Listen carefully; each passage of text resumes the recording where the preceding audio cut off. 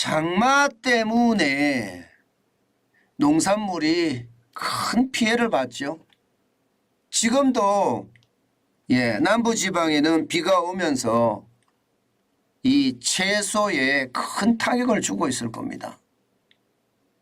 비가 오랫동안 오면 채소가 물러 터지거든요. 그렇지 않고 물에 잠기는 경우도 있고요. 심지어는 말입니다. 산사태가 나서 밭을 썰어버리는 경우도 부지기수거든요.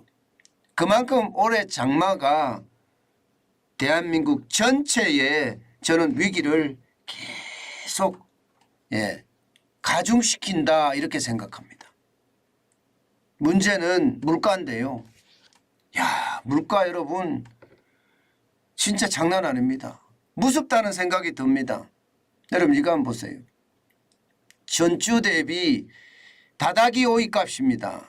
얼마나 올랐느냐? 195.7%가 올랐어요. 엄청나게 올랐죠. 이게 다다기 오이라는 게 일반적으로 시설로 하거든요.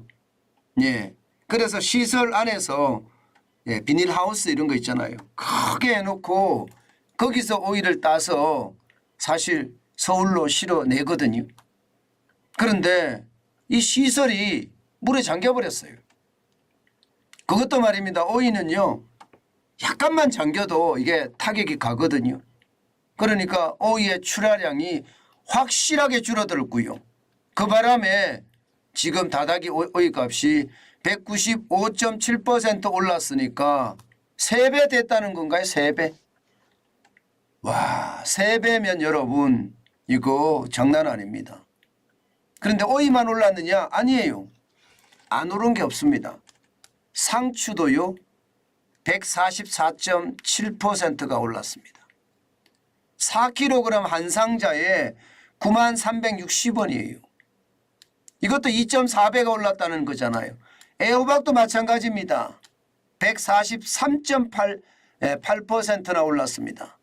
20개 들이 한 박스에 36,520원이라는 거예요. 이 적상추도 마찬가지거든요. 4kg이 98.3% 2배 올랐다는 이야기예요. 8만이에요. 8만.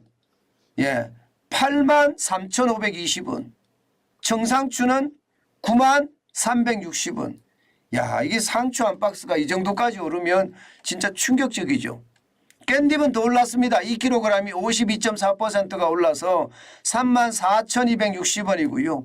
시금치도 4kg이 55,660원입니다. 22% 올랐습니다. 그래도 오이만큼 오르진 않았습니다. 오이는 100개 한 박스거든요. 한 박스. 한 봉지에 이렇게 들어있습니다.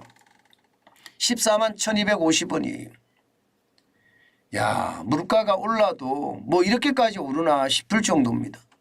심지어 말입니다. 아직 장마가 안 끝났습니다.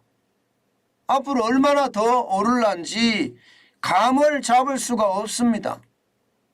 그만큼 지금 충격적이라는 그런 이야기가 나옵니다.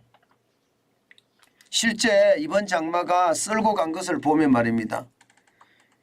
벼만 하더라도 침수 피해가 24,514헥타르예요. 엄청나죠? 엄청납니다. 콩도 말입니다. 6,593헥타르고요. 수박은 732헥타르, 멜론도 489헥타르고요. 심지어 사과도 336헥타르입니다. 뭐 기타도 2,123헥타르라고 하는데 다시 무너졌거나 산사태 때문에 덮였거나 아니면 물에 침수됐거나 오이나 호박이나 혹은 가지나 깻잎까지 다 이렇게 최악이 됐다는 이야기가 되는 겁니다. 이것은 여러분 저는 굉장히 심각한 상황으로 간다고 생각합니다. 시금치만 하더라도 지금 오르는 속도가 워낙 빠르다고 이야기하거든요. 이대로 가면 여러분 우리가 생활 물가는 말할 것도 없고요. 전체 물가까지 올라서 물가 위기가 진짜 온다는 이야기가 자연스럽게 나옵니다. 자연스럽게. 야채만 오르는 게 아니라 과일도 오를 거라는 거죠. 과일도. 그럼 보세요. 소비자 물가가 6월에 2.7%까지 잡혔다고 해요. 예, 작년 5월에 5.4%였으니까 기저효과가 있어서 좀 떨어졌다. 예, 지금 7월에 소비자 물가는 더 떨어지겠죠.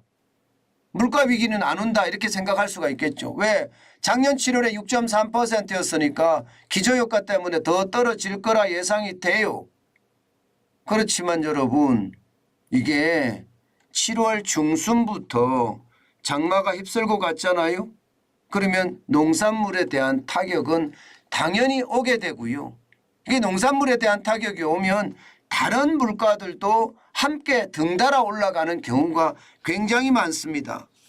그렇기 때문에 이게 소비자 물가가 떨어졌다. 소매 물가가 떨어졌다. 이렇게 이야기하지만 이거 다시 치고 올라갈 가능성이 굉장히 높아졌습니다. 일반적으로 지표로 봐서는요. 생산자 물가가 6월에 마이너스 0.2까지 떨어졌으니까 마이너스 0.2거든요. 작년 6월에 10%가 떨어졌으니까 기저효과가 있었던 거죠. 예, 마이너스 0.2까지 떨어졌으니까 이제 소비자 물가 7월에도 좀 떨어진다 이렇게 이야기했지만 작년에 기저효과가 있어 조금 떨어지기는 할 겁니다. 그러나 7월의 물가는 장난 아니다 이렇게 예상을 합니다.